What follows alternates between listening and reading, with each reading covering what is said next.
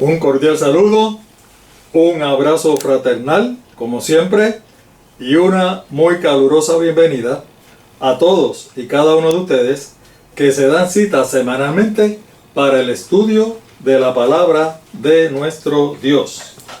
Les invitamos como siempre a nuestro proyecto Escrito está Lucas 4.8. Estudios bíblicos.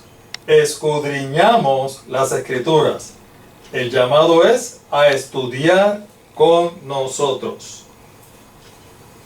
Sean todos muy bienvenidos a nuestro estudio semanal con nuestro ministerio. Escrito está Lucas 4.8.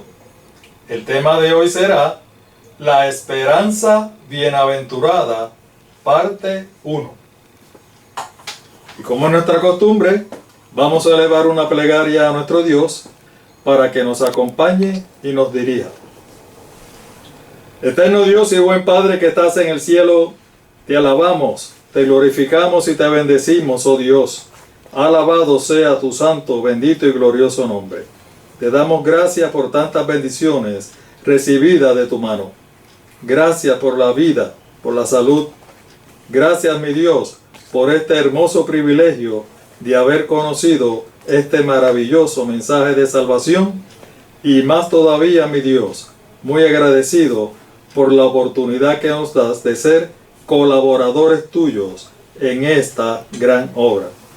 Mi Dios, te pedimos, te suplicamos que estés con nosotros, en medio nuestro, y que estés también con todas las personas que nos están mirando y escuchando, para que tú actúes en sus mentes y en sus corazones, para que puedan atesorar la palabra de nuestro Dios. Acompáñanos y dirígenos en el glorioso nombre de Jesús. Amén, mi Dios. Amén. Gloria sea el nombre de Dios. Bueno, antes de comenzar el tema de hoy, quiero tocar un aspecto del tema anterior. Ustedes recordarán que estudiamos en el tema anterior las señales y los milagros. Dijimos y demostramos por la palabra de nuestro Dios que esas señales y milagros serían la señal distintiva del pueblo de Dios desde que nuestro Señor Jesús estableció su iglesia. Y eso fue con su ascensión, fue que dijo esas palabras, las pudimos ver, hasta que comenzara lo que la Biblia llama el tiempo del fin. ¿Y qué iba a pasar en ese momento, cuando comenzara el tiempo del fin? Demostramos también con la palabra de Dios que en ese momento, de ese tiempo en adelante, el enemigo se iba a apoderar de esas señales y milagros que eran distintivos del pueblo de Dios y las iba a comenzar a falsificar.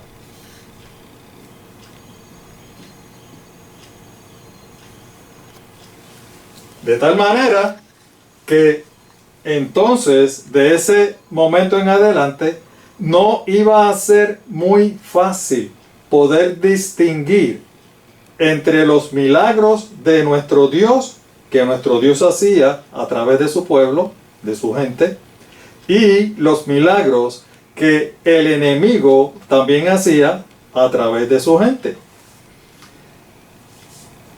Dijimos que el enemigo iba a hacer esto con el único objetivo de engañarnos.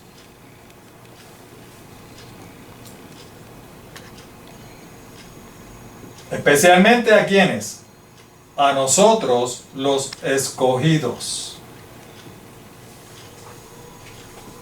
Demostramos bíblicamente que específicamente esos engaños particulares de señales y milagros iban dirigidos especialmente a los escogidos de Dios, o sea, los que hemos creído y aceptado a nuestro Señor Jesús como nuestro Salvador personal. Y es posible, lógicamente, el enemigo lo que quiere es extraviarnos del camino. ¿Ven?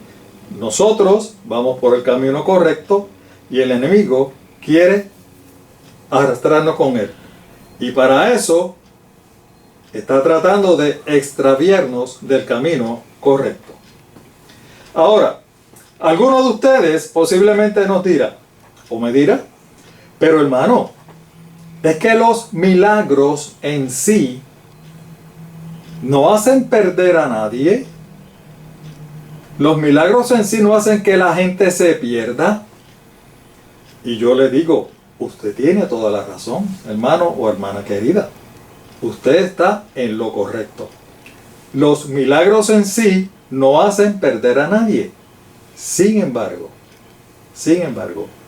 el enemigo utiliza esos milagros como carnada.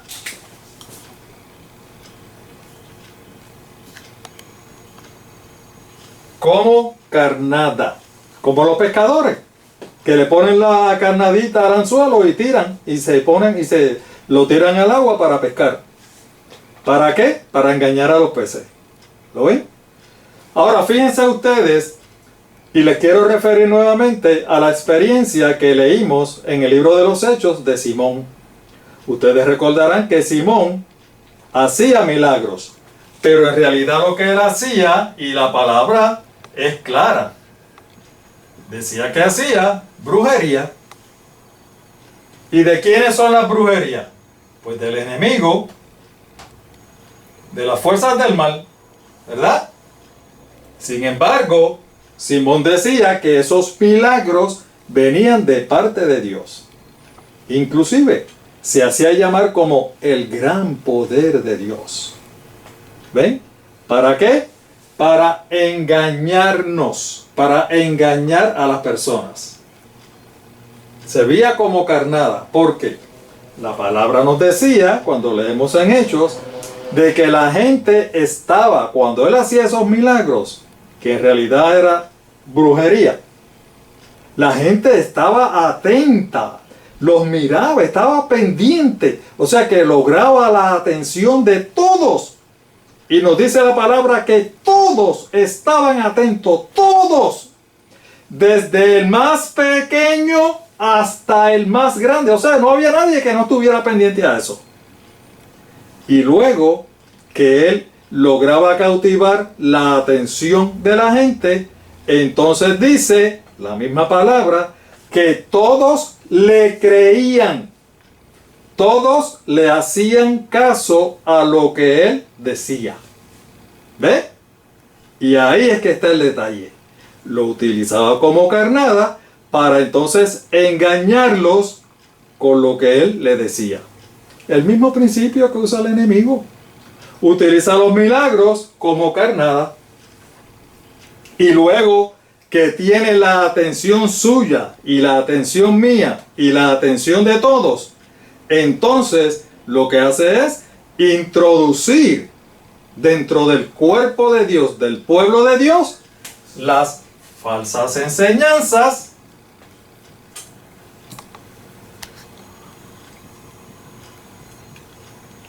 y las falsas doctrinas.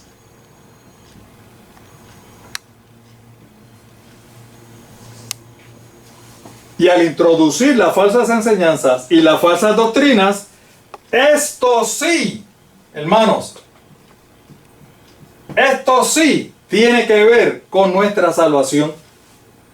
Esto sí es determinante para la salvación suya y la salvación mía. ¿Por qué?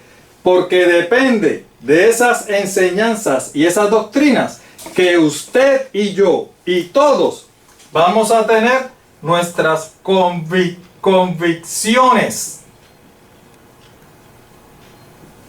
religiosas. ¿Ve? Y una vez nosotros tenemos esas convicciones religiosas, las hacemos parte de nuestro ser, parte nuestra. Esto es lo que nos puede llevar a la perdición. Y el enemigo lo conoce. El enemigo lo sabe. También dijimos que una forma para poder diferenciar cuáles eran los falsos profetas y falsos maestros y falsos mesías, que también nuestro Señor introdujo a los mesías, de los verdaderos, el Señor nos dice que por sus frutos lo conoceréis. Por sus frutos lo conoceréis. Ahora, el Señor nos quiere dar una enseñanza a todos nosotros con esa expresión de que por sus frutos los conoceréis. Le voy a ilustrar algo para que podamos comprender. Supongamos que a usted le dicen que identifique un árbol y unos frutos, y los frutos que de ese árbol, pero que ese árbol usted nunca lo ha visto. Ese árbol posiblemente lo trajeron del Amazonas, donde hay un sinnúmero de árboles que la gran mayoría ni siquiera conocemos. Y entonces le traen ese árbol desde allá y le traen varios diferentes frutos. Y le piden a usted que identifique el fruto de ese árbol en particular.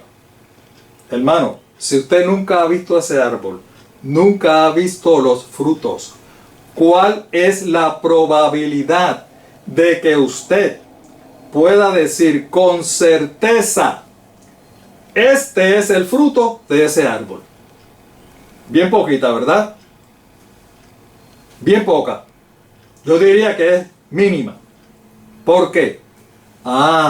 Por una razón. Porque usted no conoce. No está relacionado ni con ese árbol, ni con esos frutos. Nunca lo ha visto. Usted no los conoce. ¿Ve? Le voy a dar otro ejemplo. Ustedes saben que hay falsificadores de moneda, especialmente falsificadores de billetes, ¿verdad? Los billetes que nosotros usamos comúnmente. Y hay personas que se especializan en eso y hacen unos billetes falsos que parecen, que nos pasan a nosotros gato por liebre, como decimos aquí. Que nosotros pensamos que son billetes verdaderos cuando en realidad son billetes falsos. Si usted tiene un billete falso y un billete verdadero, y a usted le dice, yo quiero que usted me identifique un billete falso o un billete verdadero, ¿a dónde usted va? Ya que mencionamos el Amazonas, le pregunto, ¿usted iría a una de esas tribus que están todavía en el Amazonas, que nunca han visto una civilización, que nunca han visto un billete, y usted le va a preguntar a uno de los componentes de esa tribu, oye, identifícame cuál es el billete falso y cuál es el bueno? ¿Qué va a pasar? ¿Se le va a reír en la cara? Pues le va a decir, pero si yo no sé, yo nunca he visto un billete, ¿cómo lo voy a identificar? Yo no sé ni lo que es un billete. Yo no lo conozco. ¿Lo ven? Yo no conozco. ¿A dónde entonces usted va? A donde una persona que sí conoce, que sí está relacionado con los billetes buenos y los billetes falsos.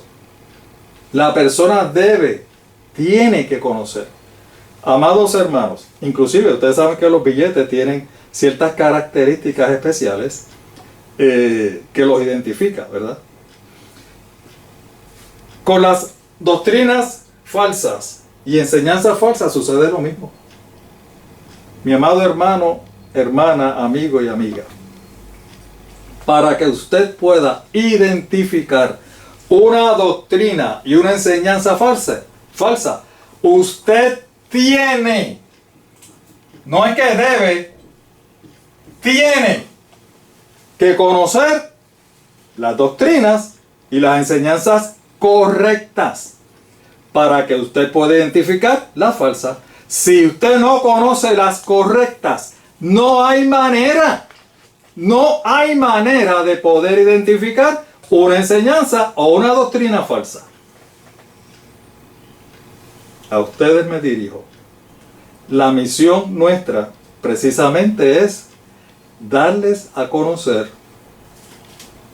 esas doctrinas falsas. Porque ¿saben qué? Les voy a presentar la especialista en doctrinas correctas.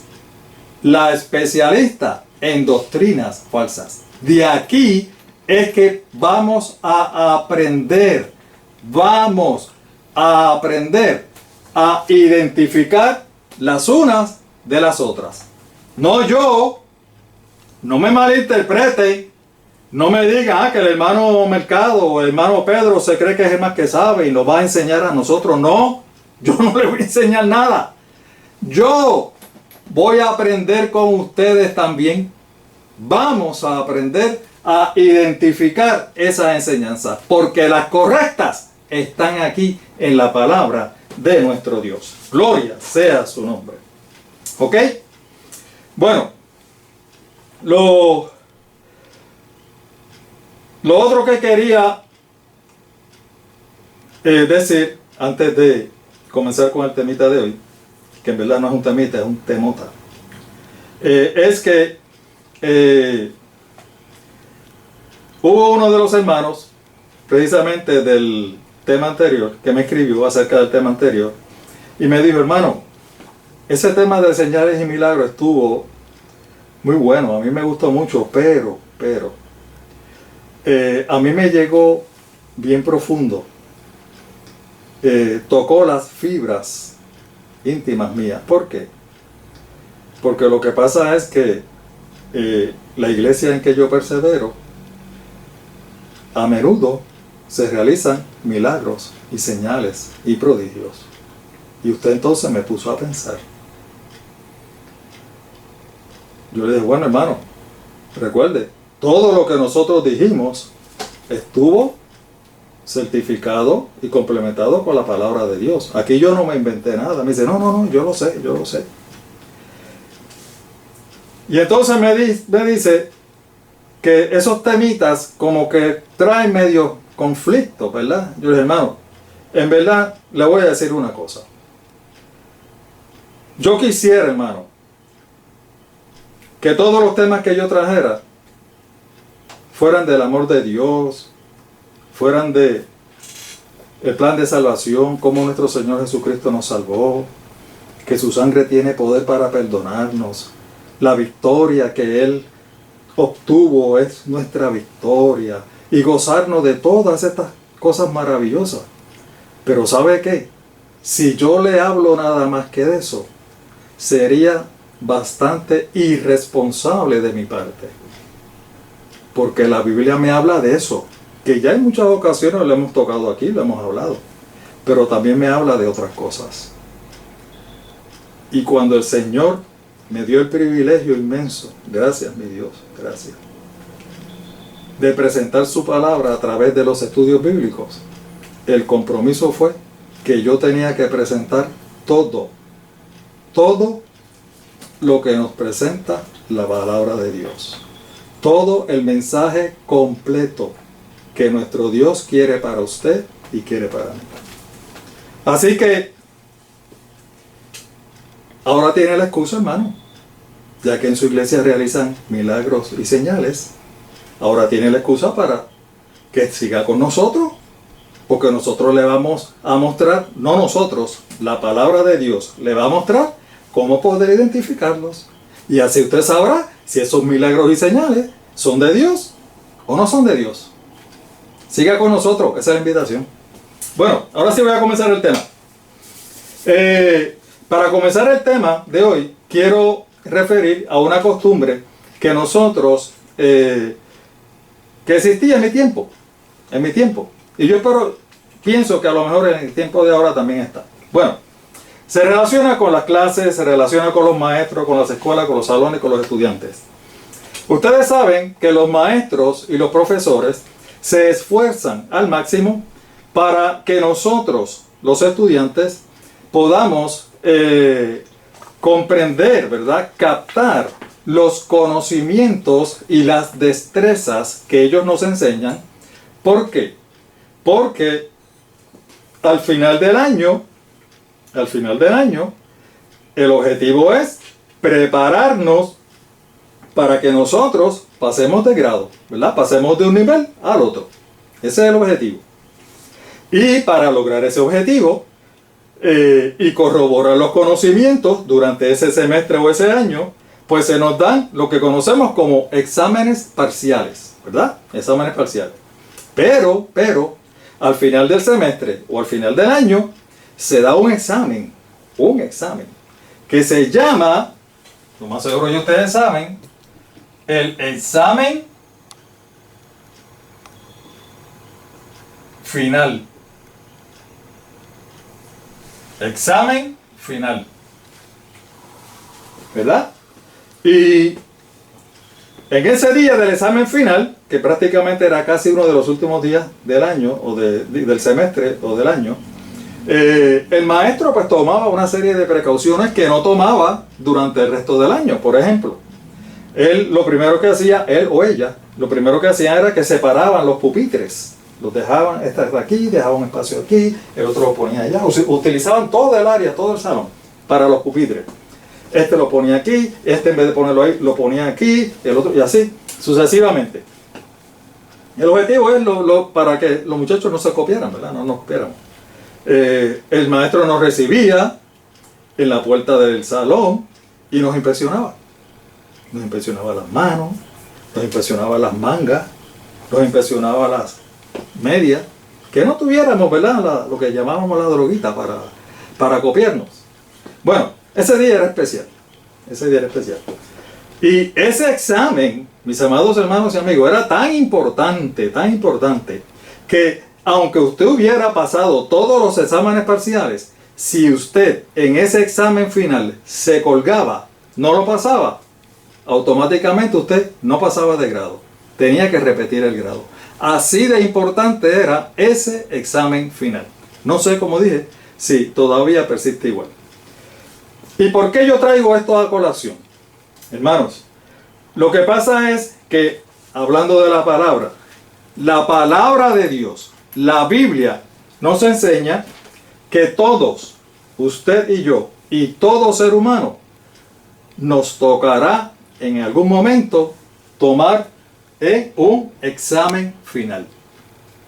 La palabra de Dios llama a ese examen final el día del juicio. Hay otras versiones que le llaman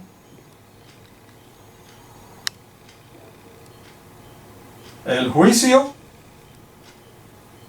final. Se refieren a lo mismo.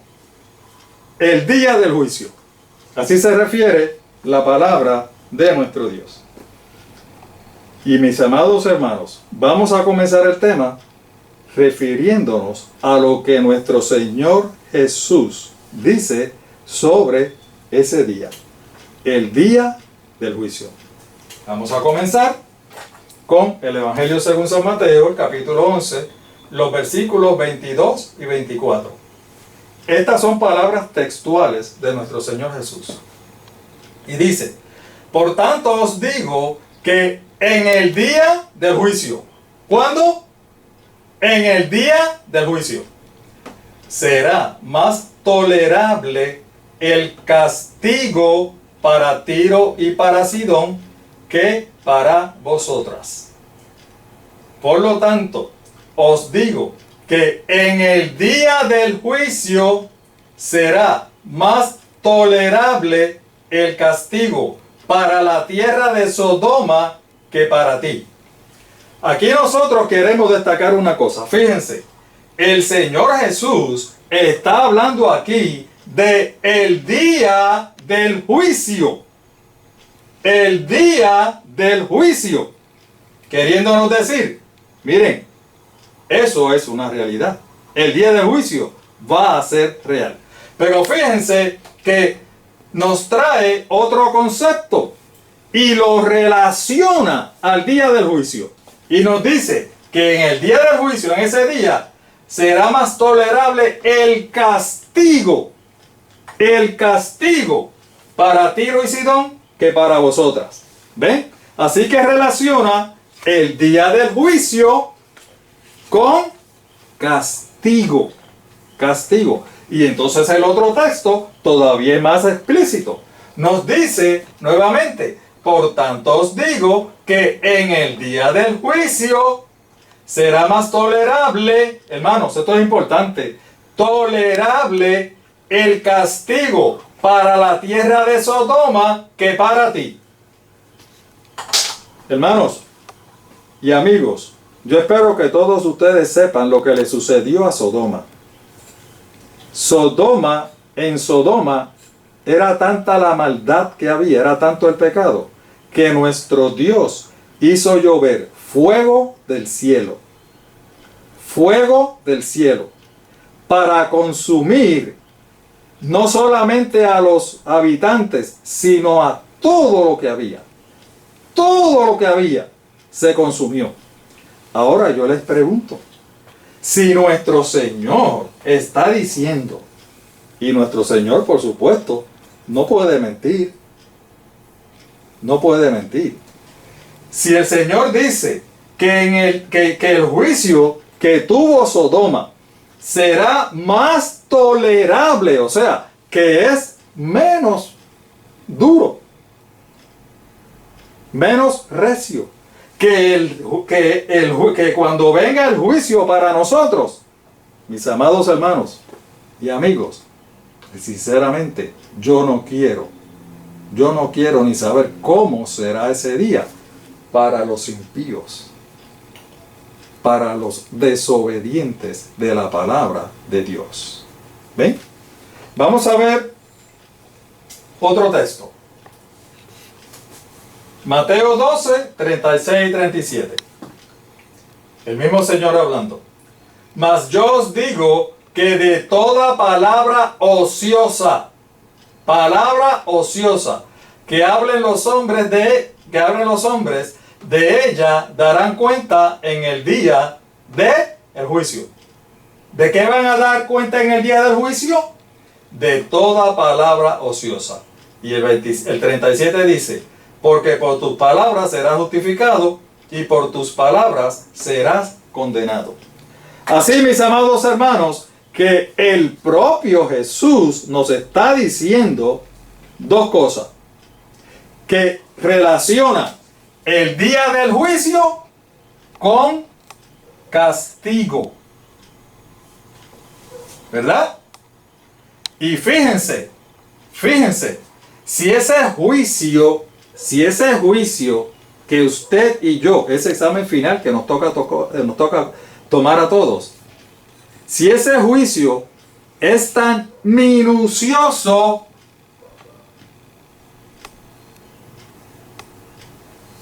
que inclusive toma en cuenta las palabras que nosotros decimos en esta tierra. ¿Ven ustedes? Les pregunto, ¿está claro lo que el Señor quiso establecer sobre ese día? Por si acaso no están seguros. Vamos a ver lo que dicen los apóstoles de ese día. Hechos 24 y 25. Algunos días después, viniendo Félix con Drusila, su mujer, que era judía, llamó a Pablo. ¿A quién? A Pablo, casi nada. Y le oyó acerca de la fe en Jesús. O sea, si él oyó a Pablo, significa que Pablo le tiene que haber hablado de la fe en Jesucristo. Sigue el 25.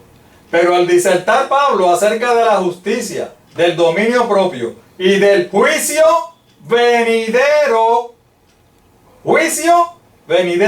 ¿Qué pasó con Félix? Félix se espantó y dijo, ahora vete. Pero cuando tenga una oportunidad, yo te llamaré. O sea, le quiso decir, no me llame, yo te llamo. Fíjense que el apóstol Pablo fue donde Félix. Félix lo llamó porque Félix quería escuchar las palabras que tenía que decir Pablo en su defensa. A Pablo lo estaban acusando. Ok. A Pablo lo estaban acusando. Y entonces, fíjense lo inteligente que fue Pablo. Dice que de lo primero que Pablo le habló a Félix y a Drusila, su esposa, y lógicamente a todos los que estaban allí, porque no eran ellos los únicos, fue acerca de la fe en Jesucristo. O sea, que lo primero que Pablo le presentó a Félix y a Drusila y a todos los que estaban allí fue a nuestro Señor Jesucristo crucificado, muriendo para que todos fuéramos perdonados. Y que con la fe en ese Señor Jesucristo, todos pudiéramos ser salvos.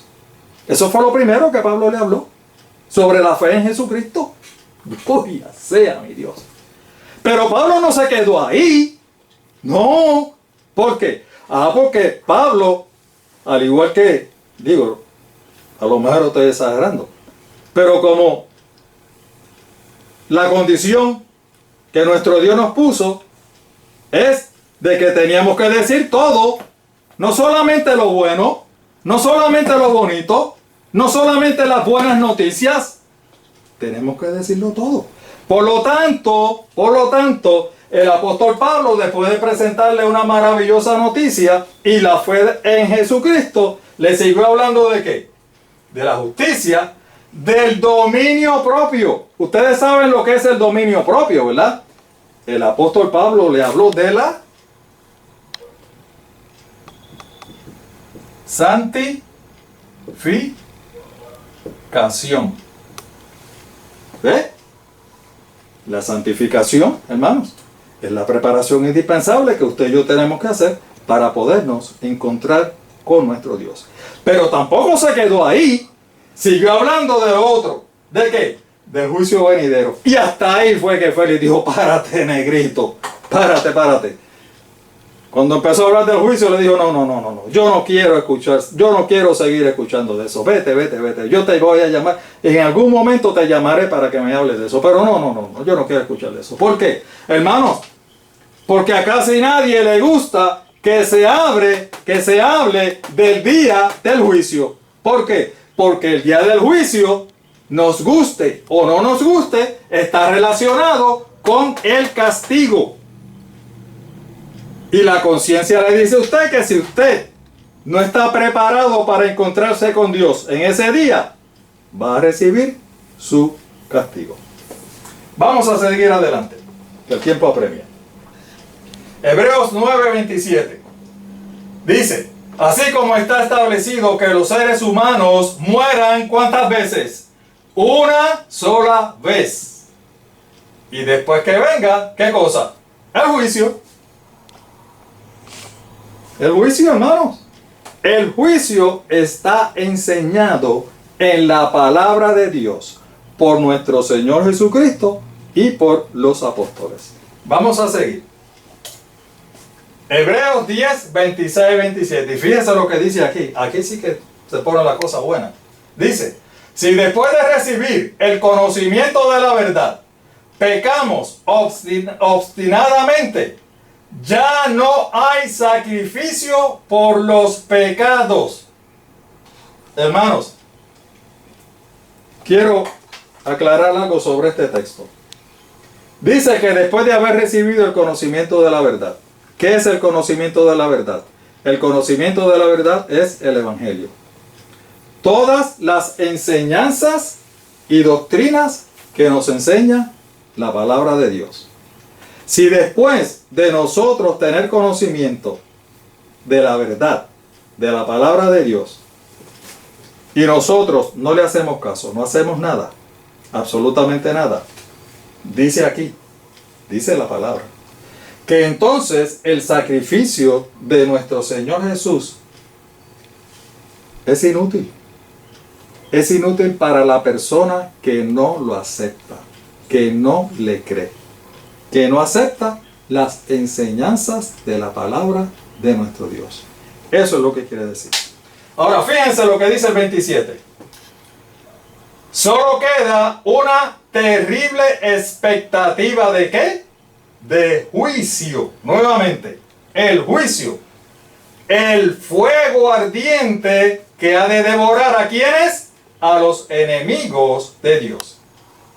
Si usted no acepta lo que dice la palabra de Dios, no acepta al Señor Jesús como su Salvador personal, entonces usted se constituye en enemigo de Dios. Nuestro Señor Jesús dijo: el que no es conmigo, contra mí es. El que conmigo no recoge, desparrama. ¿Lo ven? Por lo tanto, si usted no acepta al Señor Jesús, y la verdad que dice en su palabra, dice, solamente le queda una terrible expectativa de juicio. Y fíjense que nuevamente menciona el fuego ardiente. Y dice que ese fuego ardiente va a devorar ¿a quiénes? A los enemigos de Dios. A los enemigos de Dios. Los que no le han aceptado. Vamos a seguir, porque son varios textos. Queremos documentar todo, hermano. Santiago 2, 12 y 13. Así hablad y así obrad, así haced, como los que habéis de ser juzgados por la ley de la libertad. Porque juicio sin misericordia se hará con aquel que no hiciere misericordia. Y la misericordia triunfa sobre el juicio. Fíjense que en esta ocasión el propio apóstol Santiago nos dice y nos recalca nuevamente que todos, absolutamente todos, vamos a ser juzgados. Todos vamos a ser juzgados. Mi amado hermano y amigo que me escucha, hermana y amiga, el Señor nos está dando una oportunidad a todos en esta vida para que nosotros, ustedes y yo y todos, hagamos la preparación indispensable para que en ese glorioso día del juicio, usted y yo salgamos bien, pasemos ese examen final. Pero esa decisión usted y yo la tenemos que tomar ahora, con tiempo. No podemos esperar a lo último. Fíjense lo que dice el apóstol Pablo en 2 de Corintios 6:2. Porque dice: en tiempo aceptable te he oído, en día de salvación te he socorrido. He aquí, ¿cuándo? Ahora, hermano. Ahora el tiempo aceptable. He aquí ahora el día de salvación. Por lo tanto, mi amado hermano y amigo que me escuchan, el llamado es a tomar la decisión lo antes posible. He aquí ahora el tiempo aceptable. He aquí ahora, hoy, no mañana, no pasado mañana, no el mes que viene ni el año que viene. He aquí ahora el día de salvación. ¿Por qué? Porque no sabemos qué nos va a suceder mañana. No sabemos si mañana vamos a amanecer muertos. Y el día que nosotros morimos, ahí acaba todo. Ya se acaba la oportunidad. Por lo tanto, el llamado es a que aproveche esa oportunidad. ¿Ok? Bueno, vamos a seguir. Segunda de Pedro, capítulo 3, versículo 7. Y ahora por esa misma palabra, el cielo y la tierra están guardados para el ¿qué? Nuevamente, el fuego. Reservados ¿para cuándo? Para el día del juicio y de la destrucción de los impíos. Hermano, yo no sé, pero como dicen en el barrio que yo me crié, más claro no canta un gallo. Más claro no canta un gallo. Fíjense lo que el apóstol Pedro dice aquí. Que el cielo y la tierra están guardados para el fuego. Es decir, hermano, el cielo y la tierra van a ser consumidos. Consumidos por el fuego. Es lo que Pedro nos quiere decir aquí. Van a ser consumidos por el fuego. ¿Cuándo? En el día del juicio. Lo dice claramente. ¿Cuándo va a ser eso? En el día del juicio. El cielo y la tierra va a ser consumido. Pero dice que no solamente el cielo y la tierra. Dice que también los impíos también serán consumidos en ese día. ¿Ven ustedes la importancia de conocer la otra parte de la moneda? Tenemos que estar conscientes de que ese día es real. Vamos a seguir. Apocalipsis 14:7, el último libro de la Biblia. El último, miren lo que dice. Diciendo a gran voz, este es el mensaje de los tres ángeles. Temed a Dios y darle honra, porque la hora de su juicio ha llegado. Y adorad a aquel que hizo el cielo, la tierra y el mar y las fuentes de agua. Fíjense que el libro de Apocalipsis, también siendo el último libro de la Biblia, antes de despedirse nos dice, oiga, tengan cuenta, porque la hora del juicio va a llegar. Va a llegar para todos ustedes. Y fíjense que dice, adorad a aquel que hizo el cielo, la tierra, el mar y las fuentes del agua. Es cuestión de adoración. ¿Y qué dijimos aquí? Que son importantes las enseñanzas y las doctrinas de la palabra de Dios. ¿Por qué? Porque depende de esas doctrinas y esas enseñanzas nuestras convicciones religiosas. Y depende de nuestras convicciones religiosas que va a depender la forma en que adoremos a nuestro Dios. ¿Ven cómo es que la palabra de Dios nuevamente, la armonía que hay en la palabra de nuestro Dios? Bueno, pienso que con toda esta evidencia debe estar bastante claro, ¿verdad? El concepto de que el juicio, el día del juicio es real. Va a venir y nos tenemos que preparar. El día del juicio va a ser el día del examen final suyo y el examen final mío, nuestro. Lo más seguro, algunos de ustedes se preguntarán, oiga hermano Pedro, pero le quiero hacer una pregunta. De casualidad, la Biblia dice cuándo va a ser ese día del juicio. Porque si yo sé cuándo va a ser el día del juicio, yo me preparo unos días antes, usted sabe, para gozar ahora y disfrutar de aquí y allá. Y cuando estemos cerca, pues entonces, no, yo ahora soy hermano. Tú sabes, ten piedad de mí y eso. Suena bonito, ¿verdad? Sí. El Señor también lo sabe. No va a coger al Señor de bobo. Bueno, el día del juicio nadie sabe. El Señor lo dijo. El día y la hora nadie sabe. Eso es correcto. Pero el Señor nos dice claramente ciertas cosas. Y nos dice que el día del juicio va a ser exactamente el mismo día cuando nuestro Señor Jesucristo regrese a esta tierra. ¿Qué estamos diciendo? Mis amados hermanos y amigos, lo que estamos diciendo es que el día del juicio, el juicio final, o sea, el fin del mundo, hermano, porque ese día va a ser el fin del mundo. Ya vimos lo que describió Pedro, ¿verdad? El cielo y la tierra van a ser consumidos. Y los impíos, todos van a ser consumidos. O sea, que todo va a ser el fin del mundo. El fin del mundo, el día del juicio y el regreso de nuestro Señor Jesucristo van a ser eventos simultáneos.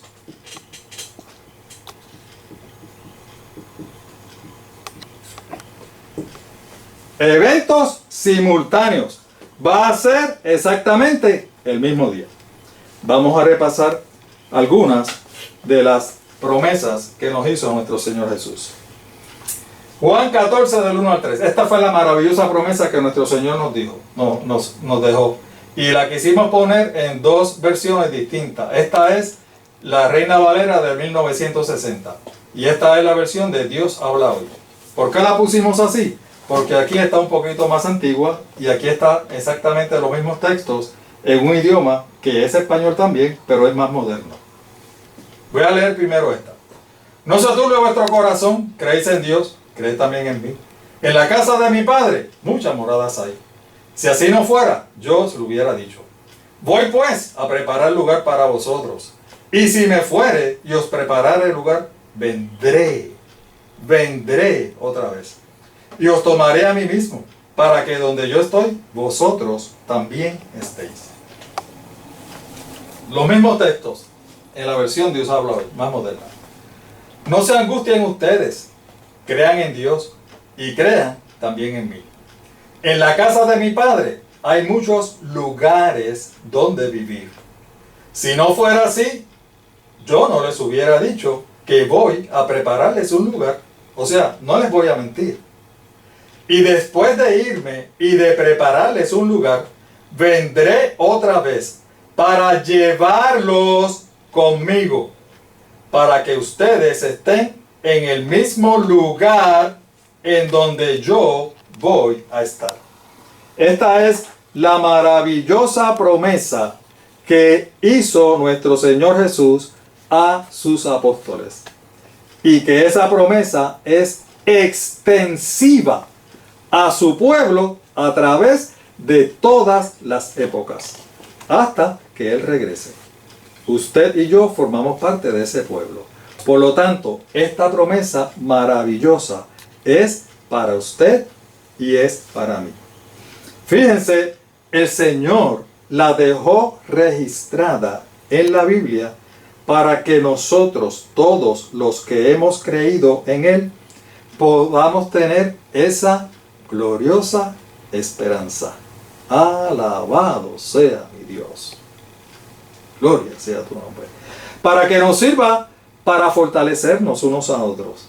De tal manera que estemos en problemas, estemos en pruebas o estemos en tribulaciones, nos podamos fortalecer, podamos mirar el futuro, podamos contemplar ese glorioso día cuando nos reuniremos con nuestro Dios y Salvador Jesús.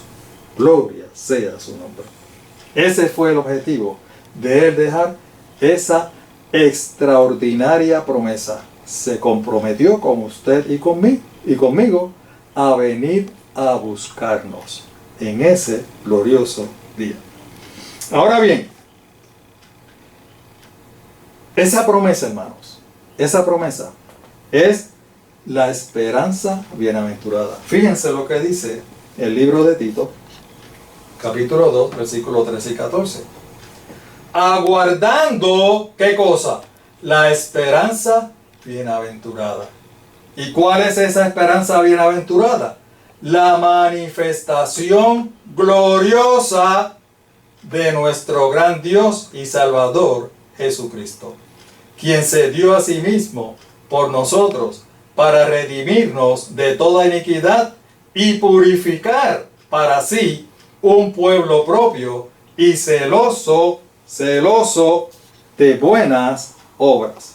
Amados hermanos, el regreso de nuestro Señor Jesús está plasmado en la palabra de Dios una y otra y otra y otra vez, porque esa es la esperanza bienaventurada, la esperanza gloriosa de nosotros, usted y yo, el pueblo de Dios, cuando nos reuniremos con Él. Fíjense lo importante que es ese acontecimiento, que en el libro de Apocalipsis, hermanos, el último libro de la Biblia, en el último capítulo, en el penúltimo versículo, mira cómo termina. El que da testimonio de estas cosas dice, ciertamente, nuevamente se compromete, ciertamente, vengo en breve. Amén. Sí, ven Señor Jesús. Ciertamente, vengo en breve. Esa es la promesa maravillosa de nuestro Señor Jesús. Ahora, como el enemigo sabe, como hemos estudiado, ¿verdad?, que el enemigo ha introducido dentro del pueblo de Dios, las falsas enseñanzas y las falsas doctrinas, el enemigo sabe que esta promesa es maravillosa, es de lo más importante para todo cristiano. Esa esperanza gloriosa. Así que, como él sabe de esa esperanza es lo más maravilloso para nosotros, él también ha introducido dentro del pueblo de Dios y ha distorsionado cómo el Señor Jesús va a regresar a recoger a su pueblo. Recuerden, él lo que quiere es desviarnos del camino correcto. Él lo ha distorsionado. ¿Cómo va a ser ese regreso? Nosotros, como dijimos y recalcamos, vamos a presentarle qué es lo que dice la palabra de Dios. No lo que digo yo. Yo no se lo voy a enseñar. La palabra de Dios es la que va a hablar. Ok. Así que vamos rapidito a ver qué fue lo que el Señor Jesús dijo sobre ese regreso. Estas son también palabras textuales del Señor Jesús. Pues si alguno se avergüenza de mí y de mi mensaje delante de la gente infiel y pecadora, también el Hijo del Hombre se avergonzará de él cuando venga con la gloria de su Padre y con los santos ángeles. Aquí tenemos algunas características que él dice qué es lo que va a pasar cuando él regrese. En primer lugar, él lo que dice es, e introduce un concepto, que si alguno se avergüenza, ¿de quién? De él y de su mensaje. Esta es la primera. Si alguno se avergüenza, ¿qué va a hacer él? Hacer lo mismo. Nuestro Señor se va a avergonzar en ese día.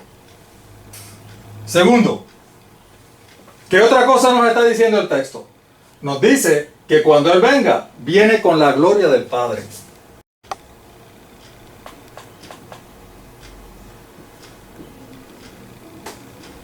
Número 3, ¿qué es lo otro que dice? Que cuando Él venga, gloria a Dios, no viene solo, viene con sus santos ángeles.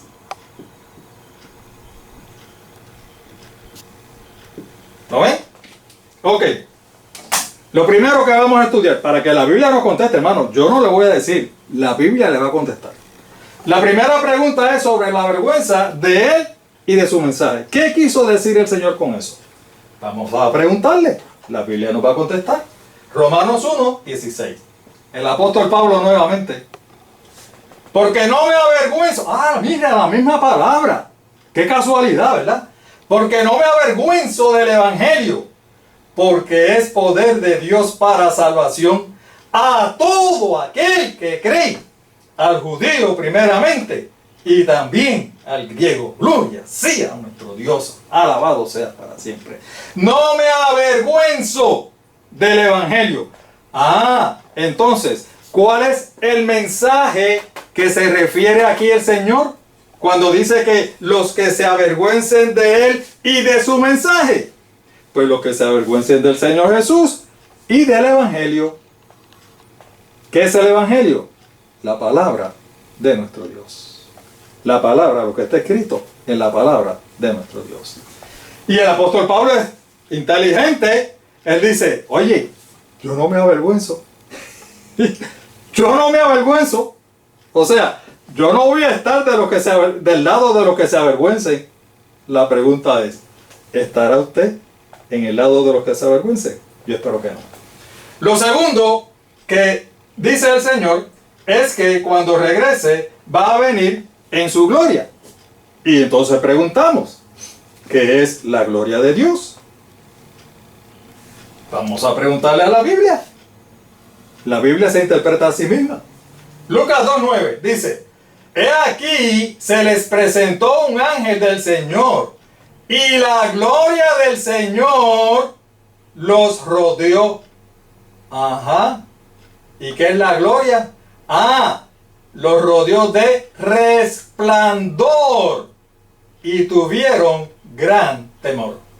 Es decir, la Biblia nos está definiendo como la gloria de Dios como un resplandor. La gloria del Padre es un resplandor.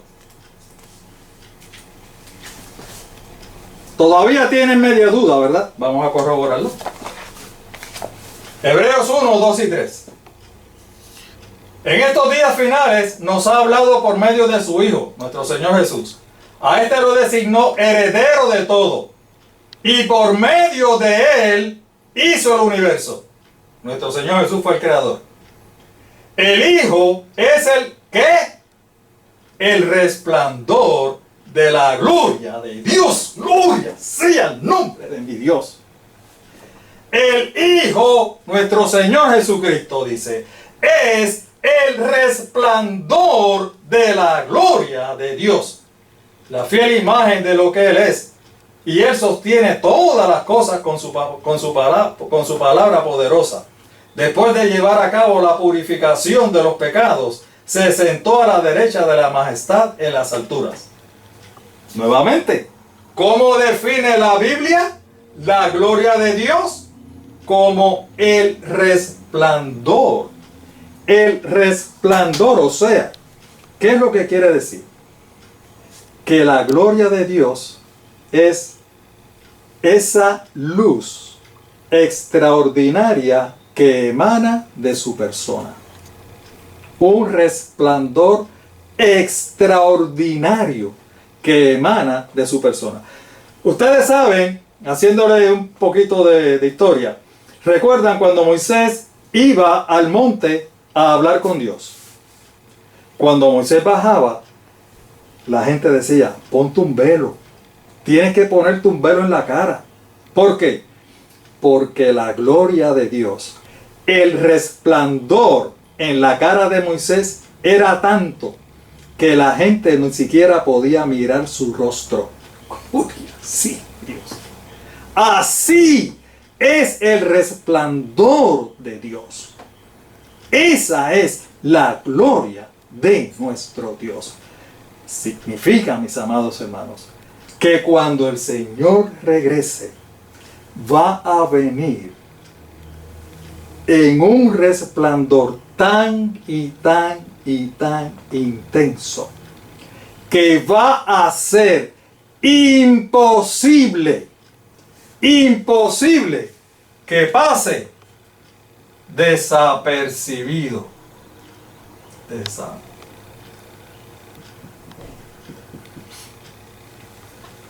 Imposible que pase desapercibido.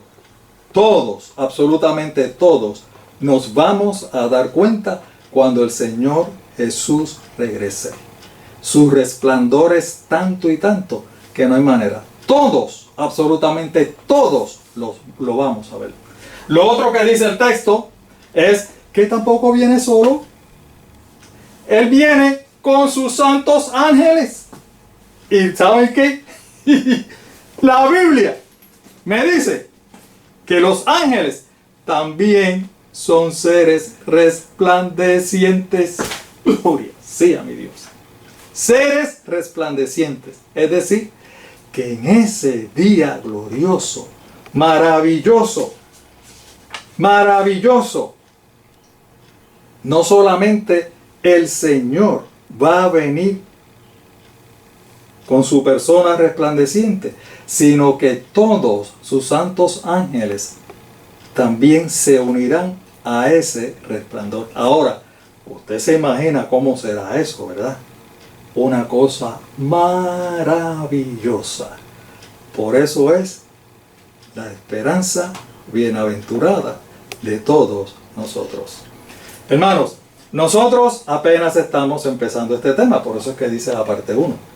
El tema todavía sigue y vamos a aprender, vamos a aprender mucho sobre lo que la palabra de Dios nos enseña a todos sobre este tema. Por eso le invitamos a que siga con nosotros. Así es que aparecemos en Facebook. Escrito está Lucas 4.8 y ponen Pedro Mercado y entonces aparecen los videos que tenemos hasta ahora. También aparecemos de esta manera en nuestro canal en YouTube. Lo mismo, escrito está Lucas 4.8 Pedro Mercado. Y entonces le aparece, esta es la forma en que aparece en su computadora o en su celular, con todos los videos que tenemos hasta ahora. Únete para poder llevar el mensaje de salvación. ¿Cómo puedes ayudar? Compartiendo estos estudios bíblicos con todos tus contactos. En Facebook, ponle compartir. Y no solamente compartir, sino busca a todos tus contactos y envíaselo, ¿verdad? Por Messenger, por WhatsApp, por todos los medios que ustedes tengan. Todos somos llamados también, amados hermanos. Todos tenemos la responsabilidad de predicar este maravilloso mensaje. Si usted no lo puede hacer, hágalo a través de nosotros, compartiendo los videos. Nuestro texto tema, Juan 5:39. Escudriñad las Escrituras porque a vosotros parece que en ellas tenéis la vida eterna, y son ellas las que dan testimonio de mí. Ya estamos trabajando en el próximo estudio, así que no te lo pierdas. Le hacemos la invitación para que esté con nosotros, así que por el momento, que nuestro Dios los bendiga a todos y cada uno de ustedes.